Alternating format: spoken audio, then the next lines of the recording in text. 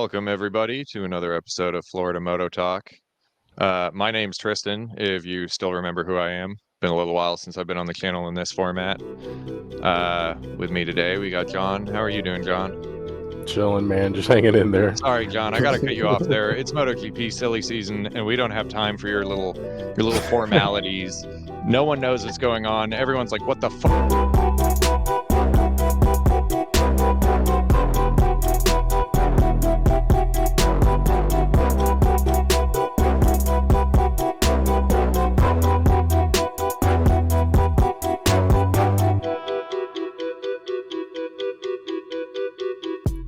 All right, sorry, John. Sorry about that. How are you actually doing?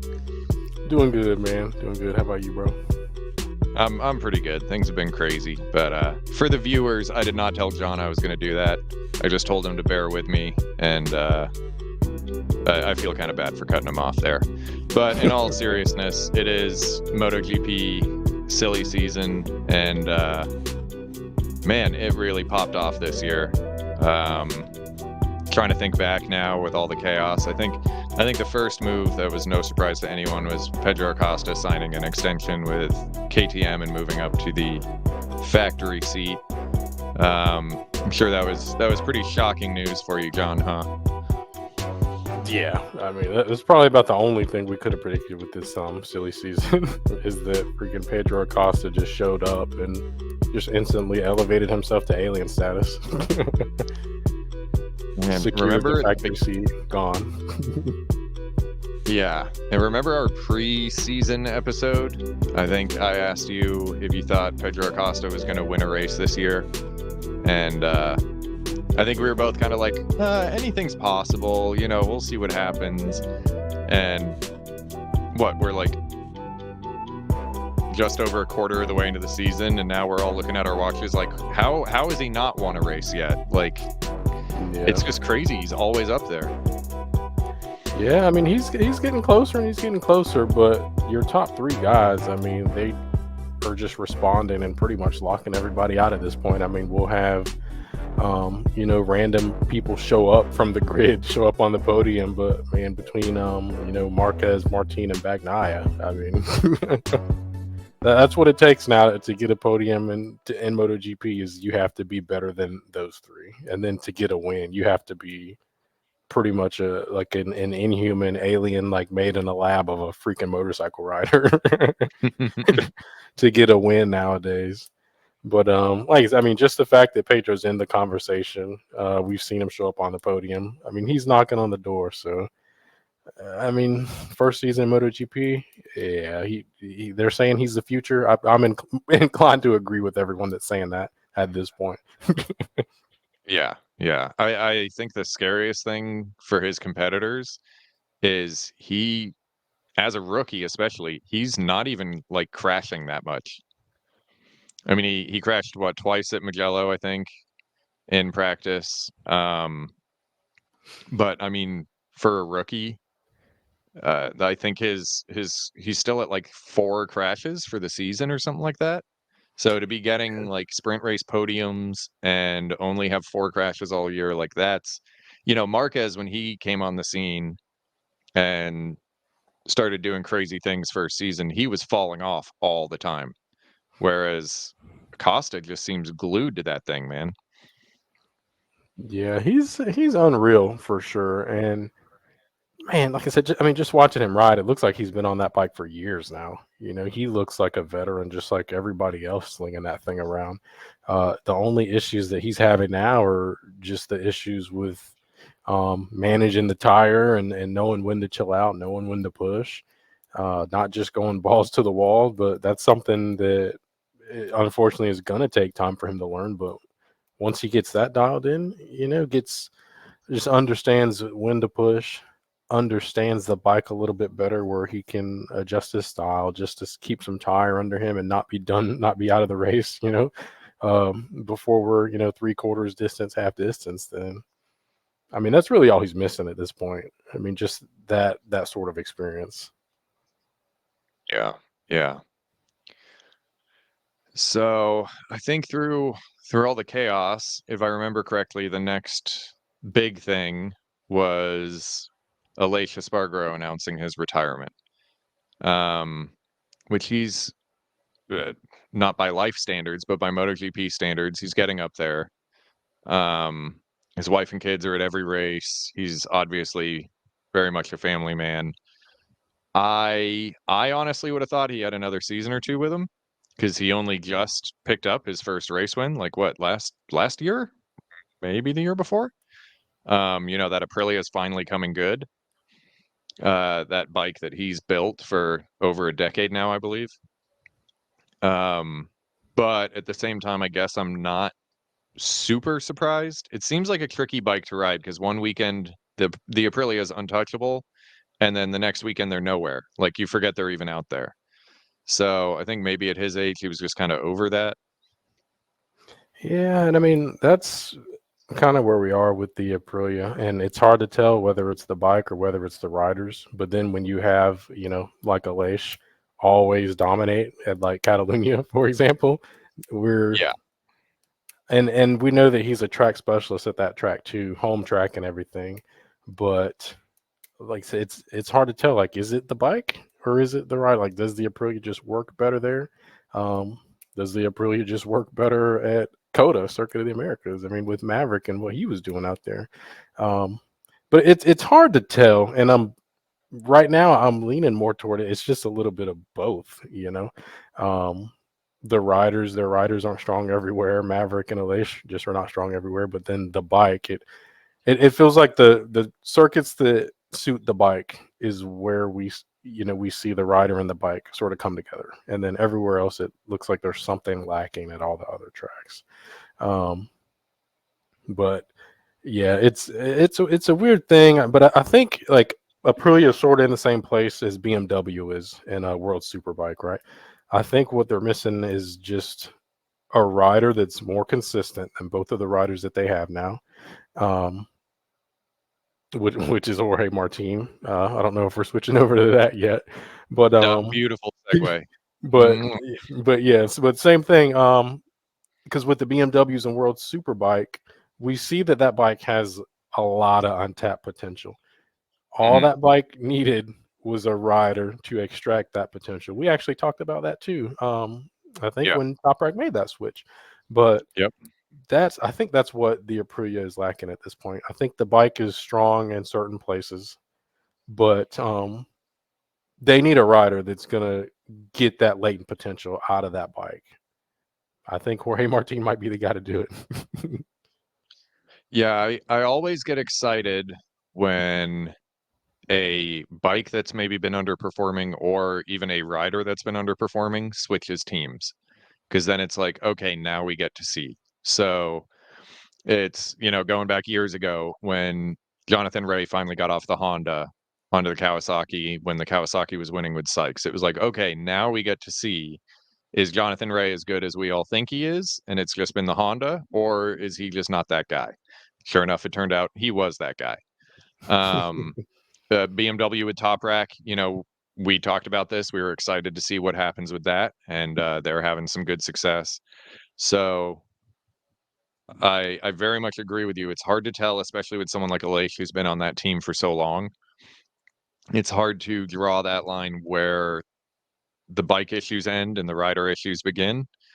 And I think next year we're going to get those answers with Jorge Martin over there. Um,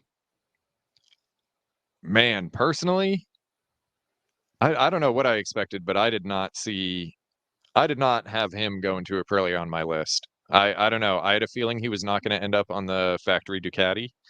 Um, I think there's some beef there from the way he operated at the end of last year. He was hurt because they chose Bastianini. And then when the championship got close between him and Pecco, he started playing all the mind games, and he got a little mud on his face. He got down and dirty. And I don't think Pecco would have been very enthusiastic about having him as a teammate. Um, and say what you will about Jorge Martin, maybe being the guy in the future, whatever. Like Pecco is the guy right now. He's a two-time world champion. You kind of got to listen to your guy. But man, I don't know where I thought he was going to end up, but I did not have Aprilia on my radar. Yeah, man, I didn't either. And for those that are listening, me and Andy, Pale Rider on YouTube, we did a silly season talk about the whole Ducati switch to between the riders that they were looking at picking. But yeah, man, we predicted that he was going to be in the factory Ducati team because we both agreed that there was like nothing else that Jorge Martin could do to demonstrate that he deserves that seat. Like Aprilia wasn't even a possibility in my mind because why why would you leave? But thinking back on it now, even before the announcement, uh Aleix says he was retiring, so I guess that should have been our first clue. And then Jorge Martin was like immediately emotional after that, like very emotional. um and we should have been, I mean, that was our first clue, right? Aleix Well, and retiring, those Jorge two, I think Martin's those two are emotional. like Yeah. those two are best friends. I think Jorge Martin is like one of the kids' godparents or something like that, like or something like that. Like they're super Mhm. close. Yeah, they're pretty much best friends. Like Jorge was saying that, they eat dinner together regularly. I mean, they're just really tight. And I'm sure once Mark Marquez, started talking to Ducati, and then Ducati kind of came to Martin and said, "Hey, like we're kind of looking at Mark. We're trying to figure it out." I think that was just the last straw for him, and then he just went over to his buddy Aleix and was like, "Okay," because the way that all the journalists are describing it, they're saying it. Even the factories themselves are saying it. This was like something that happened like overnight. This was Yeah. like a knee jerk reaction. Like Jorge Martin called them like called them in the evening, reached out to Aprilia, and then Aprilia started talking to their big wigs, and they said, "Yeah, if Jorge Martin wants to ride for us, then make it happen." They pretty much gave him the green light to get the deal done, whatever it took. And they said they were waking up lawyers and team managers and like everything. And they said they got the deal done. Like it came the evening before, and then the next day, I mean, they the deal was done, contract written. I mean, numbers, everything's worked out, just like that. I I mean, I guess when Jorge Martin comes knocking on your door, you get it figured out. I mean, that's why Mhm. you keep lawyers on retainer, I guess. It's Yeah, I mean, give yeah, I him. mean, I did not really did not see it coming. I mean, I think it was at work and just kind of like flicking through Facebook while eating lunch or something, and I saw like, oh, Aprilia announced their new rider, and I clicked that dumb video they made where Leish like opens the door for him, and I genuinely did not expect Jorge Martin to come walking through that door. I don't know who I thought it was going to be, but I like swore loudly at my desk when I saw that. Like, holy crap! So, I mean, we're gonna see. We're really gonna see. So, what that Aprilia can do, and that is definitely gonna be interesting. And that man has a chip on his shoulder right now. Yeah, he's in a weird position because if he wins the title this year, it'll be the ultimate like "f you, goodbye," slam the door, freaking when I walk out, like screw you, like you're cool type of deal on the way out, right over to Aprilia, man. And then if he wins it on the Aprilia, he somehow manages to become back to back. I mean, he's just think about the level of competition that he's going to have to beat to get the title next season. But I mean, Mark Marquez and Pecco in the same team as teammates in Ducati factory. I mean, that right there is a dream team, man. I mean, that right there is an all-star team. So, he's gonna have Maverick backing him again, is what it looks like, but it's gonna be a tall order. But yeah, I mean, if he can get the title next year, that'd be great. That'd be sensational. Yeah, and I don't know. I I did not expect Marquez in the factory seat either. Um, I know you and Andy talked about it and thought it was going to be Martine. Honestly, I would have thought the smart money was, and no one's talking about him this year, but we forgot how good he was last year, is Bezzecchi. They're both academy riders. You know for a fact if Pecco needs a backup guy to keep someone off his ass in a race, Bezzecchi would be willing to do it. Um, and you don't have that rivalry. I mean, I gotta wonder now. Marquez clearly still has it. Um, He's physically feeling good. He's getting more and more comfortable on the Ducati. Are we going to end up with a situation next year where it's like Lorenzo and Rossi of old in Yamaha, where they're clearly the top two riders in the championship, and they stop being so nice, they stop getting along, they stop sharing data, they don't even want to see each other, and that's a challenge for a team. Um, I don't know if Ducati necessarily wants that, but I feel like it may be potentially what they've signed up for. Yeah, I mean, without a doubt, that's exactly what's going to happen. You have hungry Mark Marquez that wants the full factory ride specifically so he can chase the title. He's not going to give Bagnaia anything.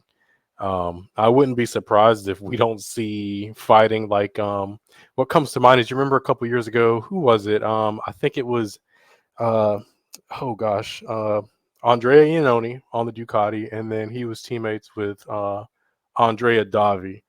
And I can't remember what track it was, but Andrea was leading and or Davi was leading, Andrea was behind him. They run the whole race 1-2. Coming into the last corner, um, Andrea makes the pass on the inside and crashes them both out.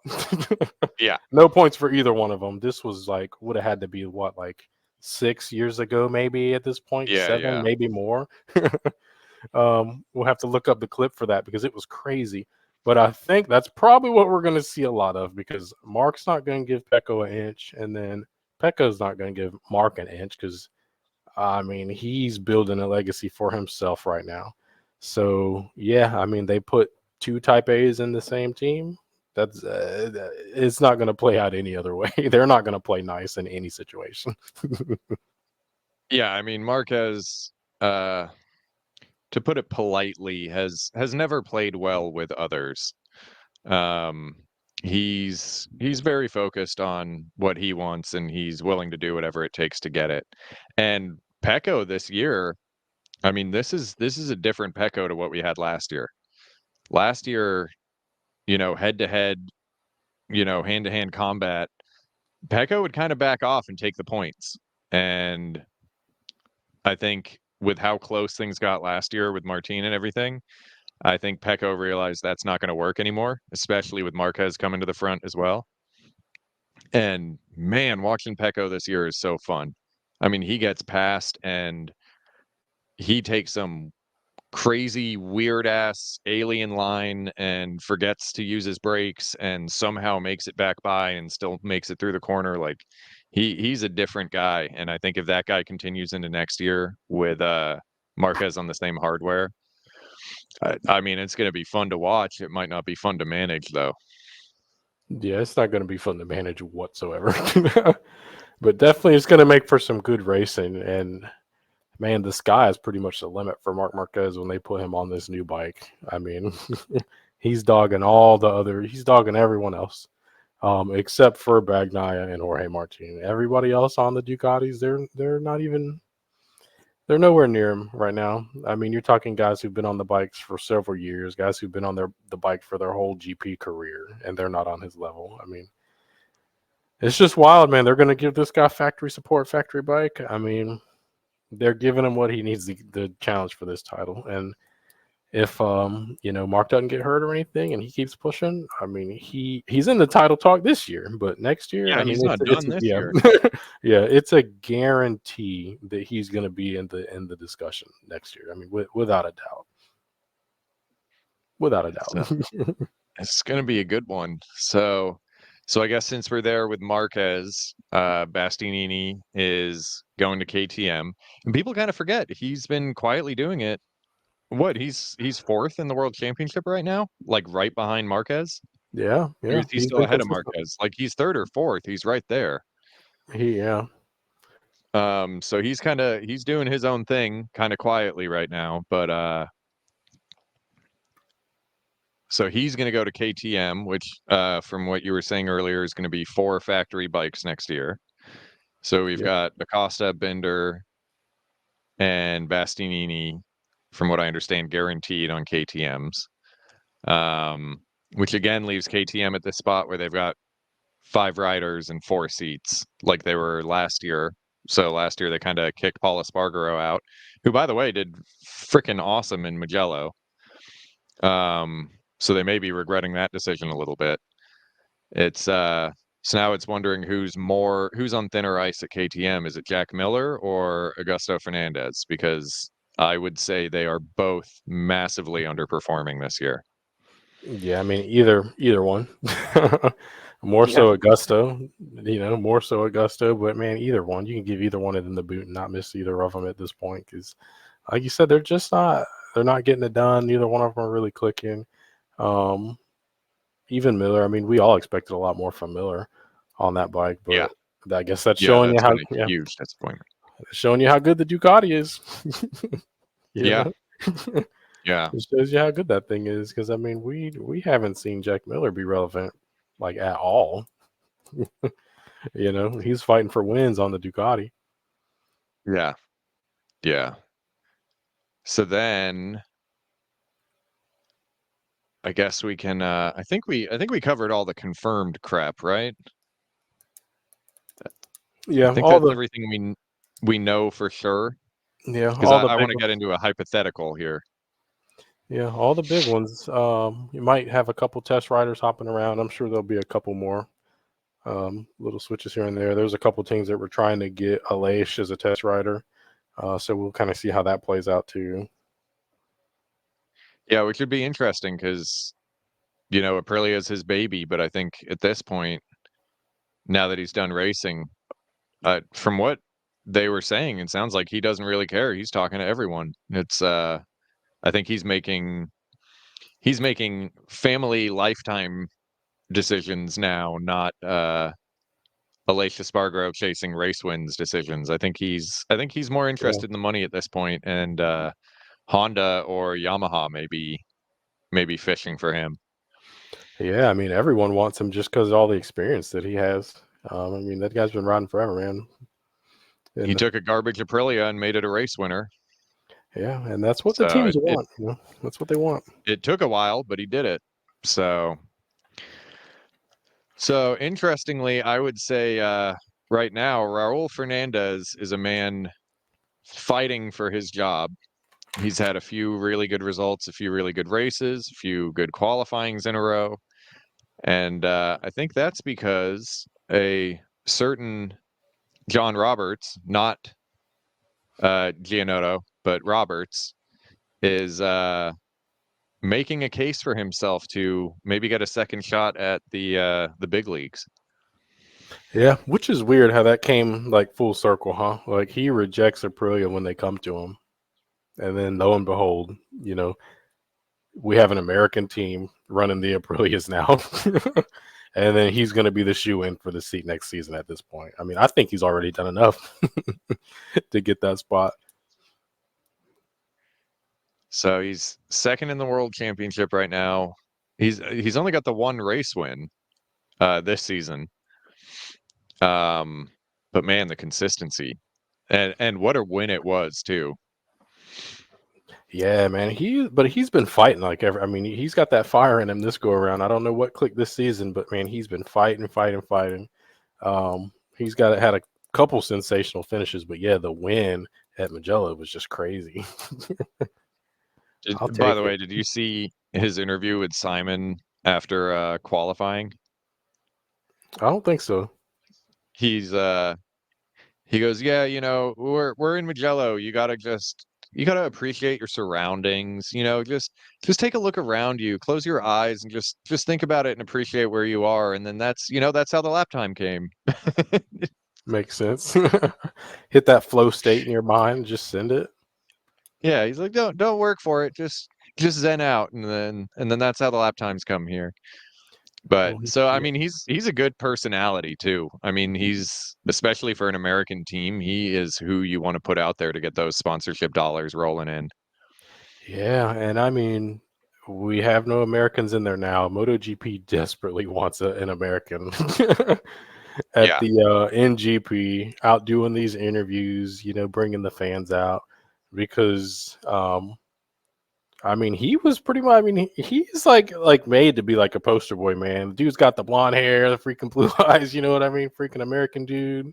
with the West accent. I mean, he's like from a world perspective, right? With people from different countries watching GP and everything. I mean, people will continue to gravitate toward him, um, Yeah, especially once he starts, getting on the GP bike, and if he keeps getting the same results. I mean, he's gonna have a big following for sure, and it's gonna be really good for the sport just to have, just another American out here talking.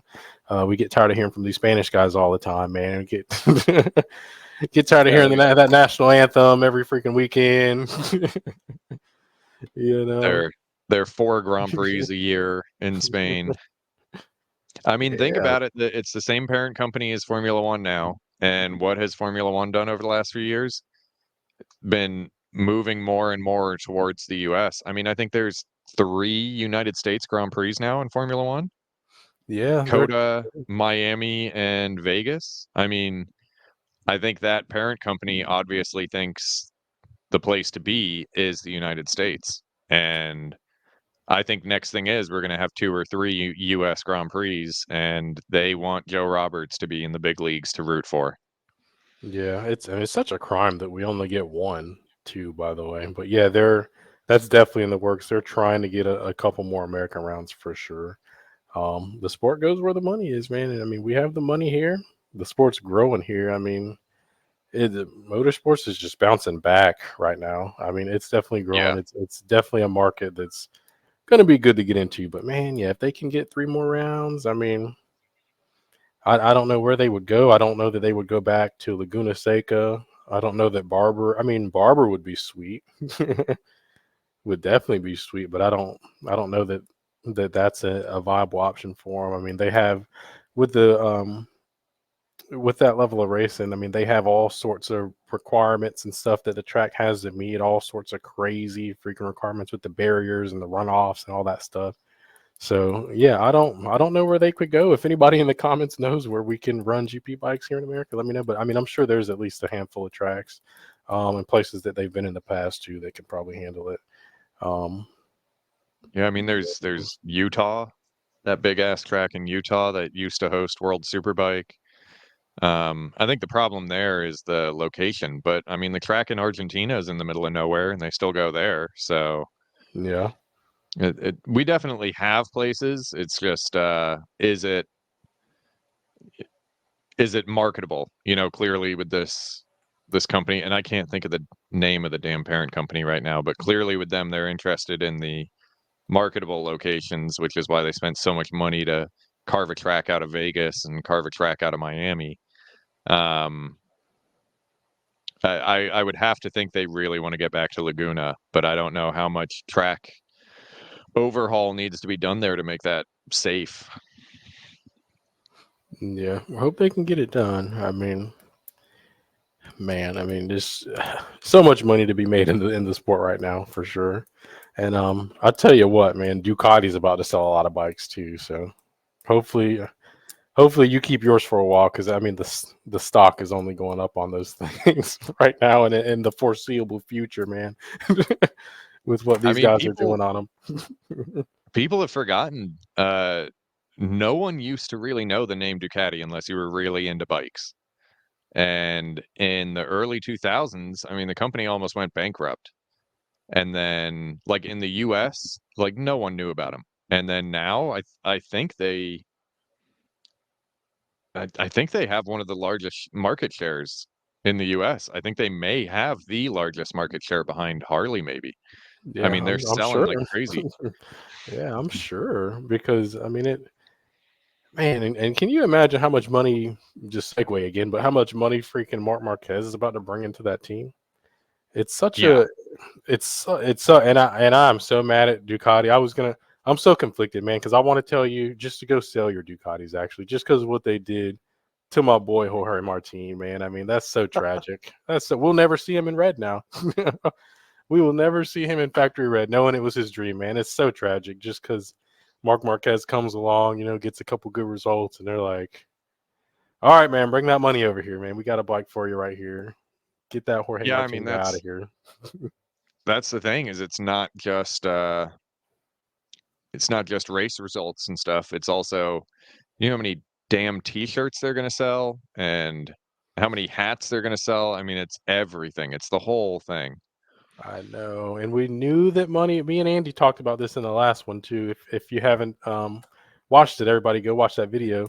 But we talked about that, man, and we talked about how important the money is, and the money motivates everything, right? But we in this situation, we didn't want to believe it, man. I certainly didn't want to. I did not want to believe that money was going to trump, them Ducati doing the right thing and just giving Jorge Martin the seat. But then Mark Marquez with the dollar signs, freaking 8-time world champ, all the sponsors in the world, all the fans are behind him now. Like, are there freaking Mark Marquez haters anymore at this point?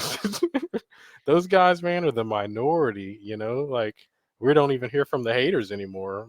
I mean, they've really all been shut up at this point. But I mean, you get the guy is just exactly the type of person that you want on your team, man. Even like the celebrations, right? I find myself like as of lately just wanting him to win and get on, not even win, just wanting him to get on the podium just so we can see like what kind of crazy crap he's going to run and go do in the stands, right? But Yeah. it's all about the show, and he's the full package right now. He gives you a good show on the track. He's fighting for the podiums. He's in the title fight. Has all the sponsors. Has all the marketing power because the fans love him now. Brings all of his personal sponsors over. You know what I mean? And then he's like he puts on a show after the race. I mean, he gives you everything you need. The cameras are always on him. And if you're a team manager, what's better than that? Everyone's Yeah. happy. Everyone's happy at that point. You know what I mean? I just So, hope he stops dancing. The dancing is pretty appalling. oh man, we got to keep the cringe dance in, man. That's like his biggest selling point right now. That's the biggest selling Oh point, man. dear. Cringe, man. We love the cringe. It's bad. It's real bad. Hey, man, the guy's one of the best bike riders ever. Perhaps the best bike rider of all time at this point. Can we really expect him to be a good dancer too? Is that too much to ask for? No, I no. think I think we're asking for too much at that point. Yeah, that would be too much. That would be unfair. Yeah, he can't have it all. He's got most of it, but you know, but you don't get that with So, you don't get that with like Pecco, for example, man. Even like Jorge Martin, these guys they win, they freaking do their victory lap, they wave, and they're off to do their interviews and stuff. But the fans love to be entertained, so yeah. Yeah. I'd be doing it Pecco's too. trying with that whole kiss routine Yeah, that just because that I mean I, that was just a sensational win though in freaking Italy. So and the home GP, but yeah, I didn't know anyone listened to Kiss anymore. I didn't either, man. I'm sure there was some kind of backstory behind that though. Maybe yeah, it's like his favorite band. I mean, I have no idea, but Maybe Italy's just catching it's on to too the whole random. Kiss craze. Yeah, I thought that was pretty random too, but it was still kind of cool. He's like strumming the guitar after he Yeah. goes across. Yeah. That was pretty cool. Not even gonna lie, that was pretty cool. Almost as good as the Mark Marquez like the floss dance a few years back. That was probably the best. Make sure you clip that So, in there too later. man, I'm so scared to clip anything MotoGP anymore after last time. Yeah, We got throw that in the copyright intro. stricken so fast. So fast. Man, they haven't got me yet, so I don't know. I don't know what you're doing. Yeah, I don't know. It was not fun. I may try. I may try to get that Iannone Dovizioso thing in there, but we'll see what happens. Yeah, that pass So was before tragic. we get into used bike deals, what do you got coming up riding wise? You doing any races soon? Any track days? I know it's so stinking hot out here right now. I don't think I'm gonna be able to get a track day in. I'm trying to my current like car right now, man. It's getting like real high miles, and I'm getting kind of nervous putting that thing on the road now. So I'm trying to get another truck before I start traveling again. But the next hard time that I have is in July. Um, it's the Roebling round for Wira. So I plan to be there. Hopefully, I'll have Okay. a new car to get me there by then. But I think that's where I'll be next. If I can find a track day somewhere and get a new vehicle before then, I'll probably do like precision at Road Atlanta, or maybe something. Maybe like there'll be like another Talladega day that pops up or something before then. But yeah, Yeah, we're yeah. we're rolling in July for sure. What about Okay. you? Man, I got nothing right now. Um, I'm also kind of sketched out with my whole car situation. Um, the power steering pump went out in my car for the second time in 14 months. So I put another one of those in there, and I mean it's a sedan, and I'm towing a trailer. The transmission is starting to feel a little bit sketchy. Um, so I'm trying to decide what my next move is there, but right now, bike wise, I got the monster, so I'm riding that, and then I'm doing rear sets on the 749, and then I think I'm gonna get a rear shock as well.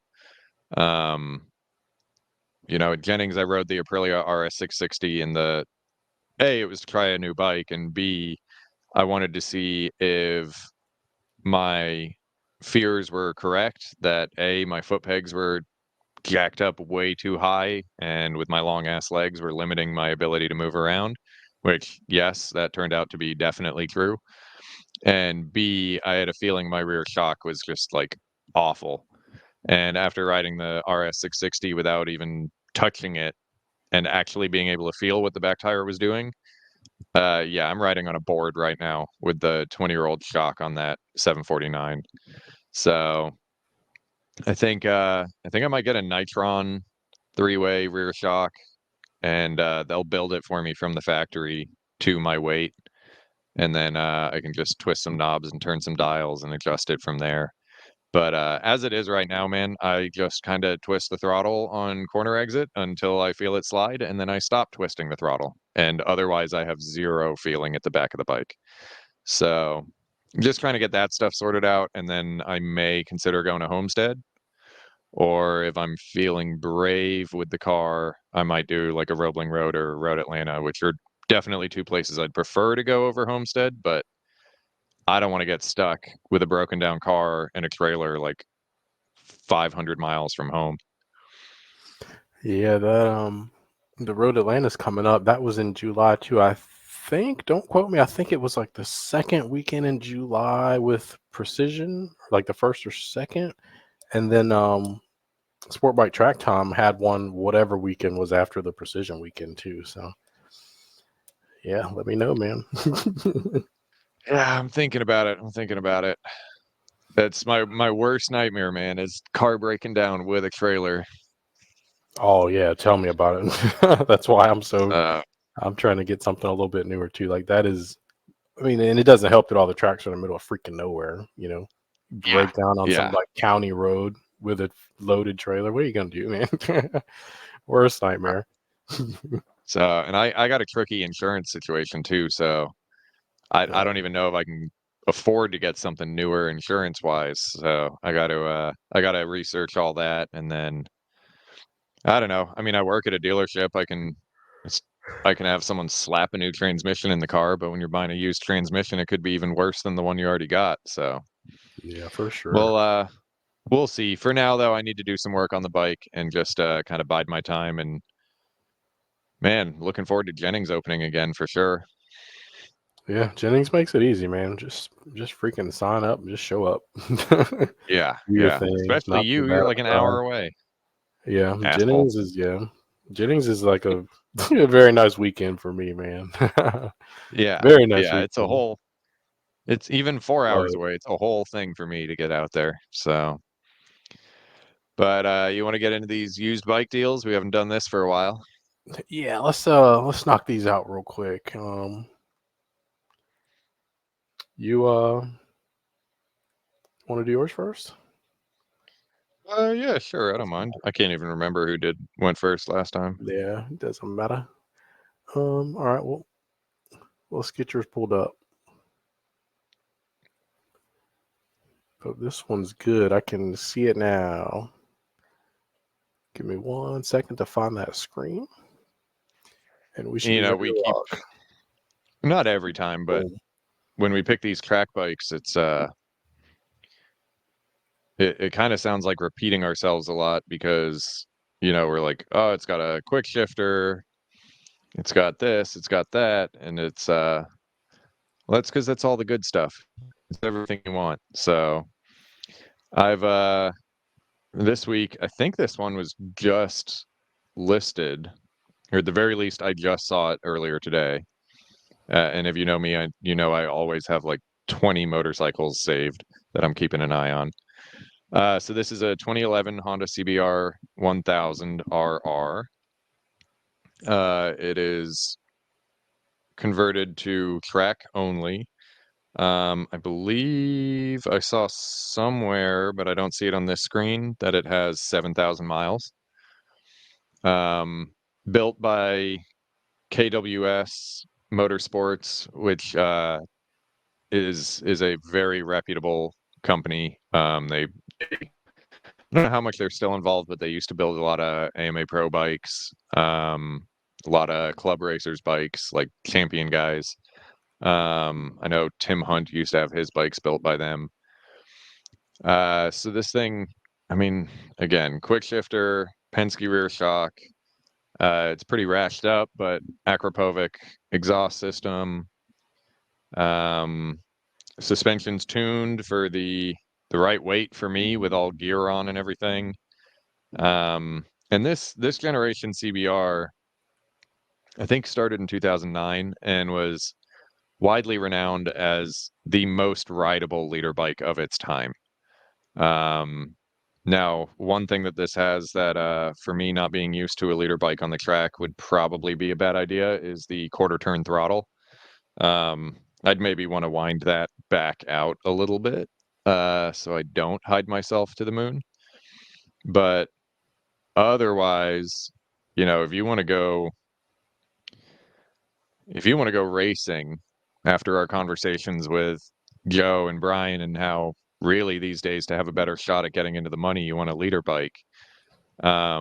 This would probably be the way to go. This would be a fun endurance bike, I think. I don't know what these make power wise, but it's definitely not the crazy numbers current bikes make, but it also doesn't have the electronics that current bikes do. So I don't know. I think everything I've heard about these, I've never ridden one. I think it would be an absolute hoot to ride. $6,000 without any negotiation. Oh, he says on your screen you got 4,000 miles. I couldn't find that on mine. I Yeah, could have that's what sworn I it's saw meant. 7 somewhere. Meant But you flush. I mean, this thing looks like it would be an absolute hoot to ride. For someone of my abilities, I don't think there's anything else I would need to do to this. Other than maybe take it back to like a half turn throttle, not quarter.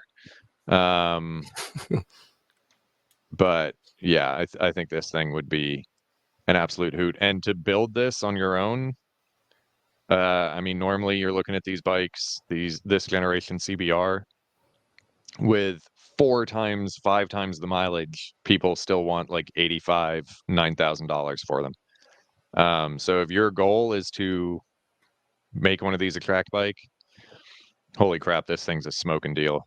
And for us, at least in Florida, Charleston, South Carolina, that's just past Savannah, Georgia. That's like 6 hours up the road. I just made that drive not too long ago. You wouldn't want to go there and back in one day for me, but it's not that bad of a drive. So, man, convince the guy to meet you halfway or something. Easy day trip.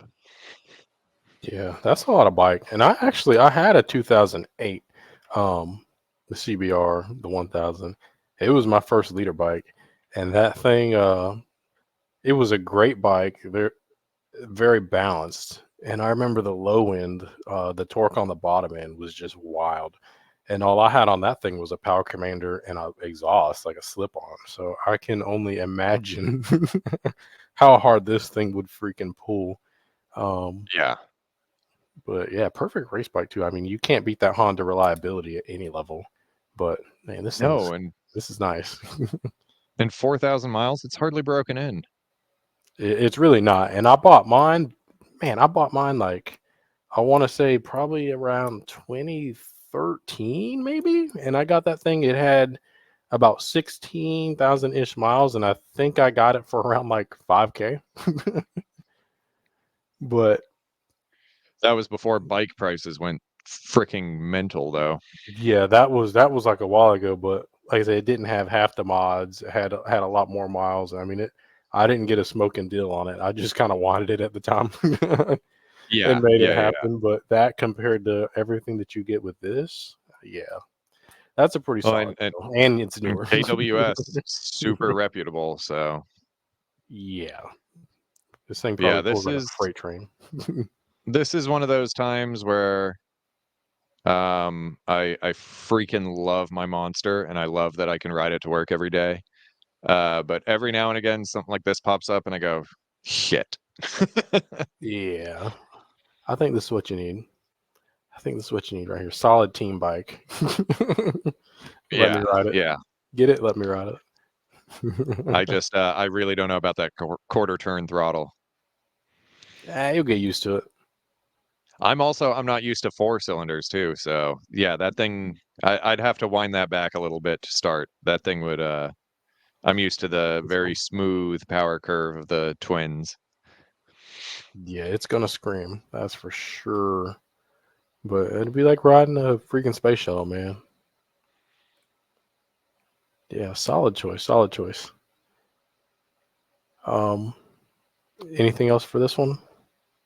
Yeah, sweet No. bike for anybody that's looking. Yeah, I mean, I need to share that on the page. I don't know if I did. Someone needs to go grab that thing. Sweet. Where's Mike Williams? Where's he at? Where's he at? Mike, he's down there by you. He's Get himself get yeah, he's himself a down there by you, CBR. man. He's down there by you. Me and him were supposed to go up to Barber if you're listening, Mike, but he had to send off his suspension, the thermospan, and didn't get it back in time. Well, because he was riding a cinder block. Didn't get it back in time. We were supposed to carpool up to Barber to save some cash, but maybe next time. All right. Well, let me see if I can get mine pulled up real quick for this final deal of the day. This is a little bit different. I don't think have we done one of these before? I don't think that I have, but let's see. Where is it? Where is it? Ah, I don't know which one you went with. this one. Um, I don't I think think you did a dirt bike did. once. I don't Did know. I? You definitely did a supermoto once. Okay. That's probably what it was, huh? Yeah, I think I did like a KTM or something, huh? Well, Yeah. yeah, I was looking for bikes and I came across this thing, and with some of the other episodes where we talked about riding dirt bikes and getting into dirt bike racing, I was like, well, yeah, why don't we feature this thing right here so we can see if we can get somebody on a dirt bike so that they can kind of supplement their road racing because I mean Joe Giannato said it. Pretty much everybody that we've talked to on the show has said it, but riding dirt bikes is one of those hidden secrets to success. Um, just learning how to manage that throttle with all that wheel spin, and on the dirt bike you can get that thing into all different sorts of positions that you can't get a sport bike in, at least not without freaking cartwheeling that thing down the road. So hey, all the pros say it, but dirt bikes are good cross trainers. So I went and found this thing. But this right here is a 2019 YZ250F, and I chose this particular year for one, because they have the e-start, and what that is it's the like the Yamaha. It's just a push button start, just like a regular sport bike. So with this bike, you don't have to worry about using like the Kickstarter and freaking blowing your hips out and all that stuff. It just comes with single button start. Push the button, that thing fires right up. More Also my with speed. I mean it's everyone. I mean it's becoming the standard now. I mean just because it's just so convenient. Um, drop the bike, pick it up, push the button, you're right back rolling. Don't have to worry about kicking this thing. Um, but with Yamaha, they're getting like really, really into the electronics now. And with this particular year two and beyond, they have a Yamaha Power Tuner app, which it's an app on your phone, and then you put a Bluetooth module on the bike, and then or it's like a Wi-Fi module that you put on the bike, and then it lets you communicate with your phone to the bike. And the app is crazy. You can run the bike, and it's just like having a digital dash on your phone. It'll give you your RPMs and tell you um, pretty much like all your information about the bike, just like a regular like dash would be on a sport bike. But it even goes a step further than that because you can um, do like adjustments to all the engine mapping and everything too on the fly through your phone. So they give you a couple base maps, kind of like how Power Commander does, where they'll give you like base settings for like certain tunes. But Yamaha gives you base maps for like certain conditions and like whatever type of riding that you're doing. So like they'll have one, for example, one is like linear power, and then another one is like hard hitting torque, um, and then one is like a more like a just like a all around like an average map, and those are the presets. And then you can change those maps on the fly. I mean, literally just like that. Just hook up your phone to the app and you're good. But it also gives you the ability to change all the values and create your own maps. So you can literally tune the bike on your phone, adjust your air fuel and like your timing and everything, all on the fly at pretty much any point in the range. It gives you like the entire, just like if you were doing like a down a jet power commander, and then you can go in there and make all your numbered adjustments at whatever spot you want. Um, so that's pretty freaking cool, if you ask me. Uh, they also come with a push button switch, pretty much, where you can load two maps onto the bike. So the ECU will carry two maps, and then you can Okay. switch. Yeah, you can switch between those two maps by just hitting the button. And then if you want to make any additional changes, you can use the phone to remove those maps or add different ones. But for example, like you can be on a trail or something, and you can be at linear power, and then you can go and get like down into some soft sand or need to get out of a rut or something on the fly. You can hit to switch your map to hard hitting torque to get up out of a rut or something like that. So pretty freaking cool, if you ask me. um, and the app, I mean, it logs all the engine hours. You can log all your maintenance and everything, and it's through the ECU. It's not saved on your phone.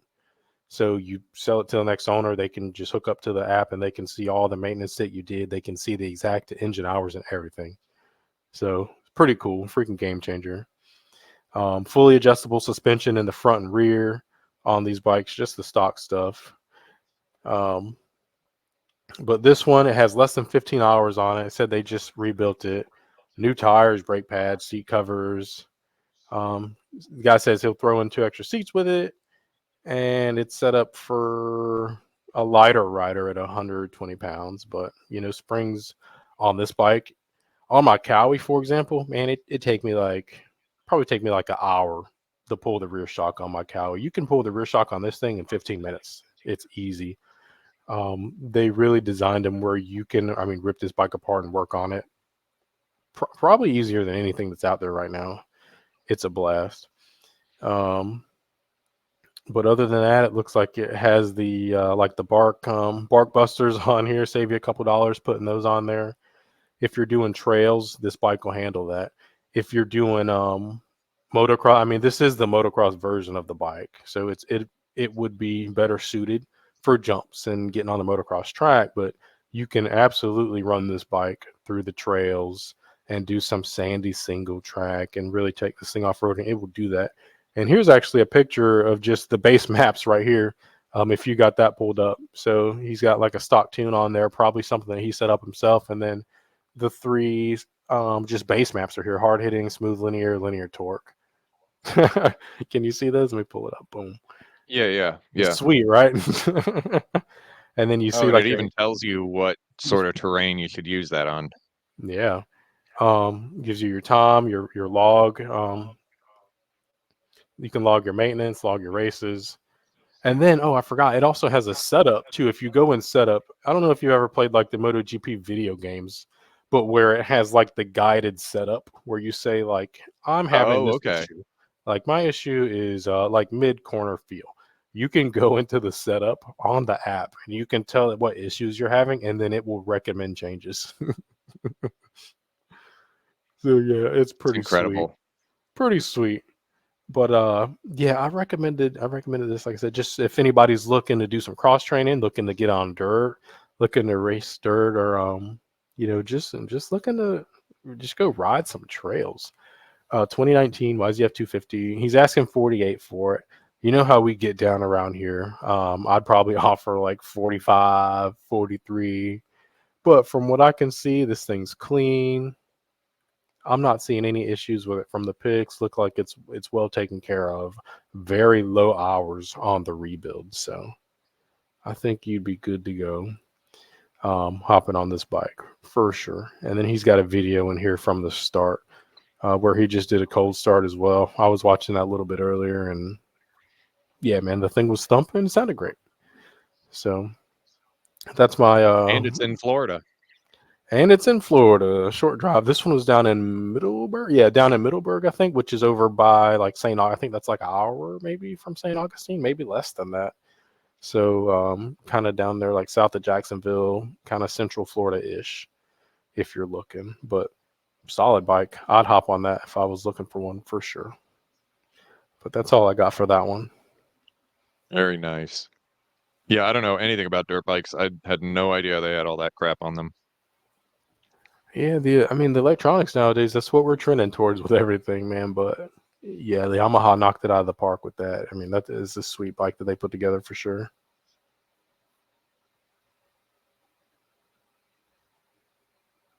And we will put those links to the deals. I think sometimes we forget to drop those in there, but yeah, we'll get those links in there for these deals. If anybody's looking to hop on those, for sure, we'll post them on the Facebook page too. Yeah, so I think that about wraps that one up. We went a little longer than we expected to. I hope you're not late to your evening plans.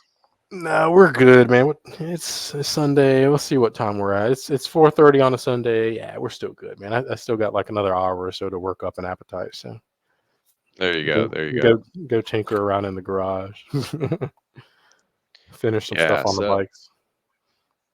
so I'm gonna get my trailer sorted out for 2 bikes, and next time we're at Jennings, I'm gonna bring the monster, and you got to ride this thing, dude. It is just it is a giggle factory. This thing, man. It's not like blow your arms off fast or anything like that, but it's just the most fun bike I've ever ridden in my life. Yeah, I've heard the stories, and hey, if you want me to ride that thing, I'll ride it, man. Yeah, hey, no objections to uh, that. you can have a couple laps. Yeah, man. Hopefully it doesn't make me a believer, and then I have a bunch of red bikes in the garage too. That'd be tragic. That'd be tragic, man. We have to Oh, change the name of the channel. oh, you're gonna ride the monster, and then you're gonna be like, "Hey, man, can I take the 749 out?" Oh man, we'd have to rename it Florida Ducati Moto Talk. Yeah, yeah. We're gonna get you converted. We'll see, man. Gonna If I make you. ride, yeah, if I ride a V4, it's done. I know that much, so I can never ride one. Yeah, That's for yeah. sure. I know that much, No, so we'll see. 749, we'll see. it's about the twins, man. It's all about the twins. Sweet. We got to try to get our hands on a V2. Yeah, same thing, man. If I get anywhere near that bike, I'm sold. So, or let me see one for, like, actually find one that's on sale for like, the Yeah, price of a for Japanese less. bike. Yeah, less than $12,000. Less than 12, yeah, with like some mods already freaking, already tracked out and everything. Yeah, Yeah, they're that'd be the dream. they're so expensive. Goodness, worth it Maybe though. in another like 18 years, when they're as old as the 749 is now, then it'll be a little more affordable. Yeah, between that and a Kramer, man, I don't know which one is like more of like my dream bike that I would actually ride, man. Like the V2, one of those freaking Kramers, like the 890s. Yeah, I don't know. KTM RC8 maybe. Yeah, Those are the top yeah. three. Top three. Those, yeah, those are like unobtainium though. Sweet. Well, yeah, I this weekend I think I'm gonna try to get my trailer video done where we can just go over my rinky dink trailer, how much I spent on it, get that done. And if all goes well, I was gonna work on it today, but if all goes well, hopefully we'll get a bike reveal for one of the next videos too. Oh, so you were being all sketchy last week. You picked something up? Being sus, man. I can't wait to post my John's being sus video. But like I said, probably we'll have to wait till next week for it at this point. But it's coming. So I'll you do that, yeah, but you in a did trailer pick video. something up. I Do did. you have it? I have it. Okay. Man, I've been so busy. I totally forgot to keep pestering you about that. Yeah, it has been acquired, man. So the Okay. it will be released. The video will be released as soon as I can get everything sorted out. All right. But yeah, Well, this weekend. I'm very much looking forward to that.